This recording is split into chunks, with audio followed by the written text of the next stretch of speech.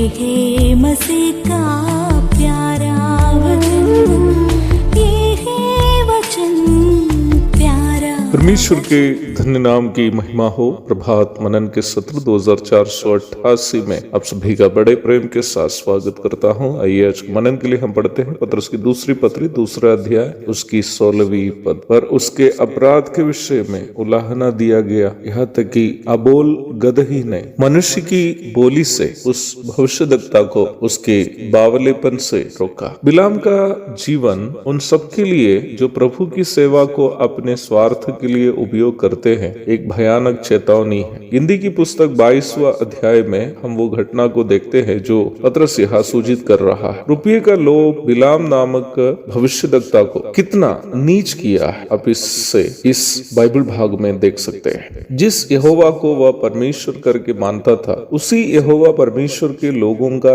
नाश के लिए वह रुपये के लोभ में निकल पड़ा। प्रभु यीशु मसीह का दास होते हुए यदि मैं कलीसिया का नाश के लिए मेहनत करूं तो मुझसे भी हीन मनुष्य दूसरा कौन हो सकता है। अवश्य याद रखे प्यारो, मैं और आप रुपये और भोग विलास के स्वार्थ में कलीसिया का नाश का कारण बन जाए तो हमसे भी नीच लोग दूसरा कोई नहीं होगा। बिलाम ऐसी भयानक बुराई करने के लिए निकल पड़ा था, परंतु परमेश्वर ने एक अजीब सा काम करते हुए ऐसी भयानक बुराई करने से बिलाम को रोकने के साथ साथ इसराइल पर श्राप होने से इसराइल को भी बचाया। बिलाम जिस सकरा मार्ग से इसराइल को श्राप देने के लिए निकला था, उसी मार्ग पर परमेश्वर का स्वर्गदूत नंगी तलवार लिए हुए रास्ता रुक कर खड़ा हो गया। बिलाम और उसके दो सेवक तलवारधारी स्वर्गदूत को देख नहीं पाए, परंतु परमेश्वर ने उस मूक प्राणी गदही की आंखों को उस डरावना दृश्य देखने की क्षमता दी। गदही जिस पर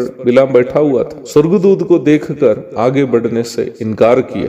वह रास्ता छोड़कर जब खेत की ओर जाने लगी तो बिलाम उसको मारने लगा। अंत में परमेश्वर ने गदही की जीभ में क्षमता दी और वह मनुष्य की आवाज में बिलाम से बात करने लगी। परमेश्वर का संदेश सुनाने वाला अपना सेवक को समझाने के लिए परमेश्वर को मजबूरी में गदही का मुंह खुलवाना पड़ा। जब परमेश्वर ने बिलाम की आंखें खोली कि वह तलवारधारी स्वर्गदूत को देख सके, बिलाम को यह समझ में आया कि उनमें जितनी समझ है उससे ज्यादा समझ उसकी गदही में है। गदही बिलाम से पूछने वाला एक सवाल हम गिनती 22 की 30 में देखते हैं, क्या मैं तेरी वही गदही नहीं जिस पर तू जन्म से आज तक चढ़ता आया है? क्या मैं तुझसे कभी ऐसा किया? अर्थात गदही अपना स्वामी बिलाम को ये याद दिला रही है कि वह कभी भी अपने जीवन भर अपना स्वामी की धोखाधड़ी नहीं की है, परंतु बिलाम क्या करने जा रहा है? जिस परमेश्वर की वह सेवा कर रहा है, उन्हीं के साथ गद्दारी करके रुपये कमाने जा रहा है। कितनी शर्मिंदाजनक बात। वर्तमान के कई तथाकथित प्रभु के दासों की स्थिति भी इससे भिन्न नहीं है। प्रभु की सेवा को रुपये कमाने का माध्यम समझने वाले हर सेवक से अच्छी है वो गदही जो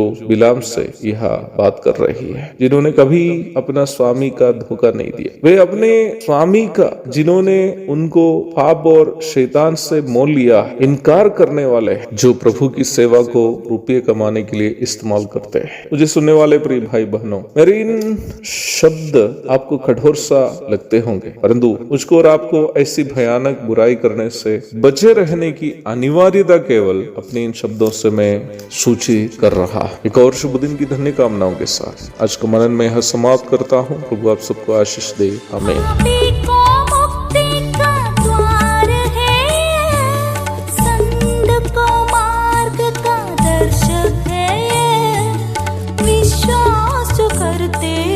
उसके लिए अनंत जी